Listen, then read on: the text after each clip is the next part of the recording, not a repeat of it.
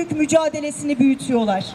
Çünkü biz kadınlar biliyoruz ki kadın dayanışmasından başka, kadınların yaşam ittifakından başka, kadınların örgütlü mücadelesinden başka, kadınların herhangi bir güvencesi yok.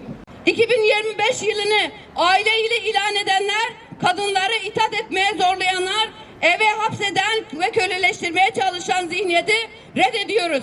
Buna karşı özgür ve eşit bir yaşamı savunuyoruz. Bu kapsamda İstanbul Sözleşmesi'nde de ve yılların mücadelesiyle kazanılmış haklarımızdan da vazgeçmedik, vazgeçmiyoruz. Bu ülkede kadınlar her gün öldürülürken yaşamlarımızı savunmak için mücadelemizi büyütüyoruz. Savaşa karşı barışı, talana karşı doğayı, inkara karşı varlığımızı savunuyoruz. Eşit ve özgür bir yaşamın, onurlu bir barışın kadınlarla olacağını biliyoruz.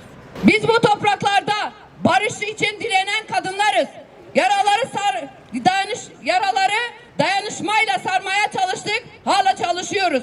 Kayyum politikalarıyla eş başkanlık sistemine hedef alanlara, genç kadınların yaşamını çalan özel savaş uygulamalarına karşı buradayız.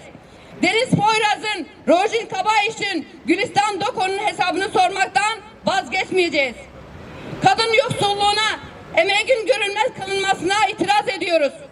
Çözüm kadınların ısrarında ve direnişindedir. Bu 8 Mart'ta Mersin'den sesleniyoruz.